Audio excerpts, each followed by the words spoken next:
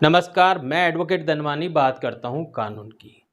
कानून कहता है आप अपने मालिकाना हक की प्रॉपर्टी किसी भी व्यक्ति को ट्रांसफ़र कर सकते हैं, सेल कर सकते हैं, लेकिन किसी दूसरे की प्रॉपर्टी को ट्रांसफ़र नहीं कर सकते, सेल नहीं कर सकते।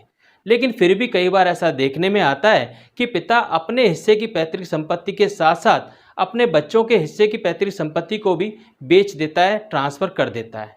ऐसे में सवाल आता है, क्या पिता अकेले ही पैतृक संपत्ति को बेच सकते हैं, ट्रांसफ़र कर सकते हैं? क्योंकि हिंदू परिवार में जब कोई बच्चा पैदा होता है, बेटा पैदा होते ही परिवार की पैतृक संपत्ति में उस बच्चे का हिस्सा हो जाता है, संपत्ति के एक हिस्से में उसको मालिकाना अधिकार मिल जाता है। ऐसे में क्या पिता अपने बच्चों की सहमति के बिना, अनुमति के बिना पैतृक संपत्ति को अपनी इच्छा के अनुसार ट्रांसफ़र कर सकते हैं, दे सकते हैं या सेल कर सकते हैं? इस सवाल का जवाब दिया सुप्रीम कोर्ट के एक जजमेंट ने। इस जजमेंट के बारे में बात करेंगे। अगर ये जजमेंट आप पढ़ना चाहते हैं तो डिस्क्रिप्शन में मैंने लिंक दे दिया है, आप लिंक पे क्लिक करके पूरा जजमेंट भी पढ़ सकते हैं। दरअसल 1960 में प्रीतम सिंह नाम के एक व्यक्ति ने तारा सिंह और अजीत सिंह नाम के दो लोगों को अपनी पैतृक संपत्ति बेची। ये ज़मीन बेचने के बाद प्रीतम सिंह के बेटे केयर सिंह ने 1964 में खरीदारों के खिलाफ एक सिविल दावा पेश किया। इस दावे में केयर सिंह ने कहा कि पिता प्रीतम सिंह को प्रॉपर्टी बेचने का अधिकार नहीं था, क्योंकि ये प्रॉपर्टी पैतृक संपत्ति थी और पैतृक संपत्ति होने के कारण पिता के साथ साथ केयर सिंह का भी अधिकार था, जबकि पिता ने केयर सिंह से कोई अनुमति या सहमति नहीं ली थी। इसलिए इस बेचान को रद्द किया जाए, कैंसिल किया जाए। निचली अदालत ने मामला केयर सिंह के पक्ष में तय किया और कहा प्रीतम सिंह को अकेले संपत्ति बेचने का अधिकार नहीं था। ये मामला हाईकोर्ट होते हुए सुप्रीम कोर्ट गया। सुप्रीम कोर्ट ने अगस्त 2018 में इसमें अपना निर्णय दिया।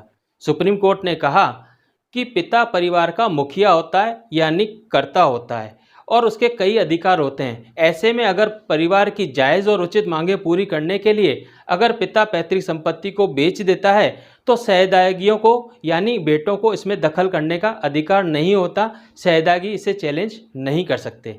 सुप्रीम कोर्ट ने यह भी कहा कि पिता केवल अपनी ज़रूरतों को पूरा करने के लिए या अपनी गलत आदतों की आवश्यकताओं को पूरा करने के लिए या फिर अपना निजी कर्जा उतारने के लिए संपत्ति नहीं बेच सकता, लेकिन परिवार की जायज़ और उचित मांगें पूरी करने के लिए अगर पिता संपत्ति बेच देता है तो उसे कोर्ट में चैलेंज नहीं किया जा सकता। इस निर्णय में यह भी बता दिया गया कि कौन कौन सी आवश्यकताओं को पूरा करने के लिए या कौन सी जायज़ मांगे हैं जिनको पूरा करने के लिए संपत्ति को बेचा जा सकता है। जैसे अगर परिवार के ऊपर कोई कर या टैक्स या राजस्व बकाया है तो उसे चुकाने के लिए पैतृक संपत्ति बेची जा सकती है। परिवार के किसी सदस्य की शादी के लिए, विवाह आदि करने के लिए संपत्ति को बेचा जा सकता है। अगर परिवार में किसी सदस्य की मृत्यु हो गई है तो उसके दाह संस्कार करने के लिए या परिवार के किसी समारोह करने के लिए भी संपत्ति को बेचा जा सकता है। परिवार के किसी सदस्य को मेंटेनेंस देने के लिए यानी उसका भरण पोषण करने के लिए भी संपत्ति को बेचा जा सकता है। इसी तरह अगर परिवार की किसी दूसरी संपत्तियों पे कोई ऋण लिया गया है, उस ऋण को चुकाने के लिए भी पिता संपत्ति को बेच सकता है। कई परिवारों में संयुक्त परिवार के रूप में संयुक्त व्यवसाय भी चलता है। अगर ऐसे व्यवसाय पर कोई ऋण बकाया है, उस ऋण को चुकाने के लिए भी पैतृक संपत्ति को अगर पिता बेच देता है तो बच्चों को उसे चैलेंज करने का अधिकार नहीं होता है। इसी प्रकार अगर परिवार की किसी संपत्ति पर कोई सिविल मुकदमा चल रहा है या परिवार के किसी सदस्य पर फौजदारी मुकदमा चल रहा है तो कोर्ट के खर्चे पूरे करने के लिए भी पिता परिवार की पैतृक संपत्ति को बेच सकता है। यानी पिता परिवार की जायज़ और उचित मांगों को पूरा करने के लिए संपत्ति बेच सकता है, बेटों को इसे चैलेंज करने का अधिकार नहीं होता है।